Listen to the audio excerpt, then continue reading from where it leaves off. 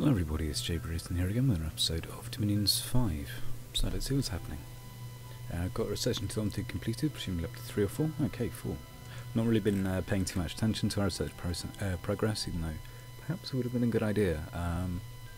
So I'm glad we're up to this point. So it's not terribly far until levels 5 and 6, although the increase in research needed does step up pretty in a pretty big way, so it may be some turns yet. Anyway, so at this level we do get some stuff that's quite useful for us. We get Gnome Lore, which could be handy to site search remotely with Harab Elder, I suppose. We also get Terror, which is a very useful spell. And yeah, the guy I'm playing against, well, I mean technically against 3 people, but Lemuria tends to use massed undead, so Control the Dead at the next level will not be terribly useful to deal with that. Still, given that we're an early, that's a good point actually, we're on easy research, so this is going to be more like researching 4 and then 5 compared to the kind of normal levels of research you'd be expecting. So from 4 until 5 is normally 700, as 5 is there and after I believe it's 1100. We're going to get it in about 60-70% of the same amount of research, so yeah, that is a fair bit faster. Over here, so what's going on in terms of plans this turn? I'm not really making many bold, aggressive moves. I'm going to be going into Dragon Point with as much stuff as possible. See if we can wipe out some ghosts and try and secure this for Erithea. The Erytheans are absolutely gubbed here, I think. So there's not really anything we can do for them. I'm in 2 minds about whether to stack up the defense, which I've already done in here, or try and attack the throne itself, try and kill as many of the archers as possible, and see where we go from there. The problem for us is that the amount of watchers and so on is actually really difficult to deal with. So let's try to think of a good way, because say we took Spirehorn in, right? They've got Storm Immunity, they've got 5 shock res, but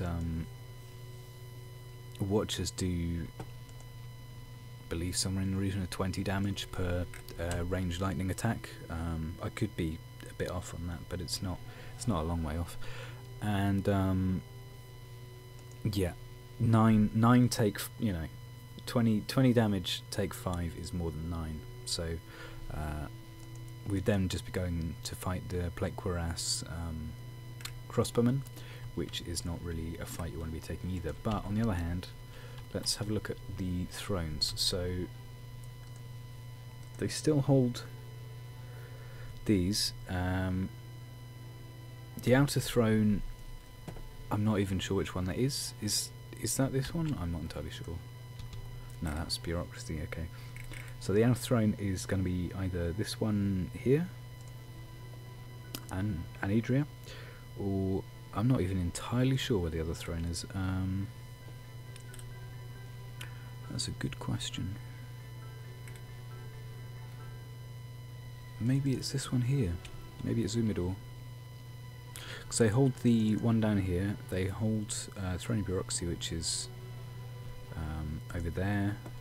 They have one back near their capital, and so presumably they're going to be under a massive attack here. But if they can hold it, I think they win the game, which is good for us. So how could we even help them at this point? Got some Soul Slay or similar potential, but I don't think we have very much other than that. The other thing I have to be a little concerned about is that my god is theoretically at least about to be back in 1 or 2 turns, but if our capital is unsieged, you're just going to die immediately, which, while that would be very funny, is not terribly useful. Maybe I'll move the guys off Dragon Point into Grey Forest, see if we luck out and manage to smack into that army, and then I mean, see how the Erythans do here. It looks like they lost all their shit in terms of mages, which is extremely bad. In fact, let's have a look at what happened. So it's got this shame cube in the middle that should just not have happened, because that is begging for Archer-Fire to go right into it. These guys are also not, for example, casting Luck, which would have been a smart cast instead of Starfires.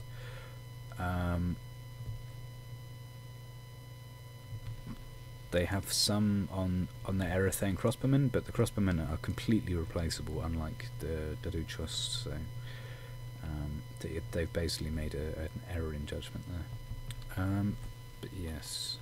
Oh, they even ran away? Okay, cool. So there's like 20 guys about to try and defend this throne from 7,000 ghosts from all of these provinces. So we'll have to see how that one goes, I guess. In fact, I'm gonna keep this guy there because they're definitely going to attack it. So let's send these guys in here as a spoiling attack, if possible, to do as much as they can. We'll keep sieging it with City Dusk and Pompeius as well. And if the Erythans don't win next turn, I would assume that means the Lemurians are going to win over the next however many turns. Probably, actually not that long, because they've got this here they're going to beat, and the fortification's broken, so